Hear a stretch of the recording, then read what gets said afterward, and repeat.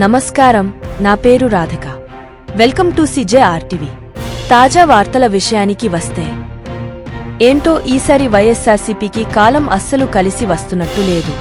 ఎటు చూసినా చిక్కులే. ఎక్కడికెళ్లినా జనం నిలదీస్తున్నారు. పార్టీ అధినేత నుంచి ఎమ్మెల్యే స్థాయి నేతల వరకు ఈ పరిస్థితి తప్పడం లేదు. విపక్షాలన్నీ పార్టీకి వ్యతిరేకమయ్యాయి. సరే, విపక్షాలకు అధికార పక్షం ఎప్పుడూ నచ్చదులే అనుకుంటే, సొంత చెల్లి, బాబాయి కూతురు కూడా వ్యతిరేకమే.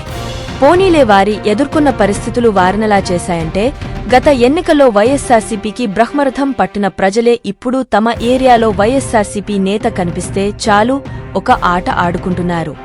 రాష్ట్రానికి రాజధాని అనేదే లేకుండా చేయడమే కాకుండా రహదారులన్నింటినీ సర్వనాశనమైనా పట్టించుకున్న పాపాన పోలేదు. చెత్తపై కూడా పన్ను వేసి ప్రజలను నానా ఇబ్బందుల పాలు చేస్తోంది వైసీపీ ప్రభుత్వం. ఎమ్మెల్యేలైతే తమ నియోజకవర్గానికి చేసింది శూన్యం. ఈ క్రమంలోనే ఎమ్మెల్యేలను జనం నిలదీస్తున్నారు. నేడు Kakinada city YCP MLA Dwarampudi Chandrasekhar రెడ్డికి చుక్కెదురైంది. తొలిరోజు ఎన్నికల ప్రచారానికి వెళ్లిన ఆయన్ను జనం నిలదీశారు. కాకినాడ ఏటుమొగలో ద్వారంపూడికి మత్స్యకారులు చుక్కలు చూపించారు.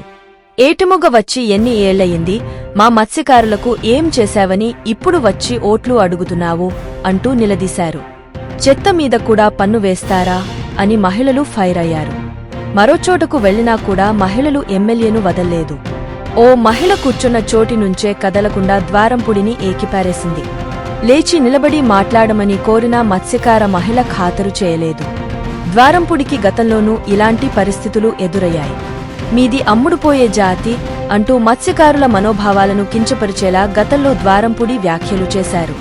దీనిపై బహిరంగంగా క్షమాపణలు చెప్పాలని AP fishermen JAC chairman Saikam Rajasekhar demand చేశారు. ఖబర్దార్ చంద్రశేఖర్ రెడ్డి, నోరు అదుపులో పెట్టుకో, లేదంటే ఎన్నికల్లో నీ సంగతి తేలుస్తాం అని హెచ్చరించారు. 60,000 మత్స్యకార ఓట్లతో ఎమ్మెల్యేగా గెలిచి ఆ జాతినే హేళన చేస్తూ అవమానిస్తావా అని ధ్వజమెత్తారు. కుల దురహంకారి చంద్రశేఖర్ రెడ్డిని తక్షణమే బర్తరఫ్ చేయాలని, లేదంటే ఆయన వ్యాఖ్యల వెనుక వైసీపీ ప్రభుత్వం ఉందని భావించాల్సి వస్తుందన్నారు. అనంతరం ద్వారంపూడి ఫోటోను చెప్పుతో కొట్టి, కాళ్లతో తొక్కుతూ నిరసన తెలిపారు.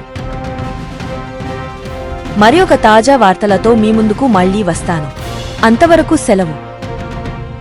CJRTVని సబ్స్క్రైబ్ చేయండి. ఈ వీడియోను లైక్ చేయడం మరియు షేర్ చేయడం మర్చిపోవద్దు.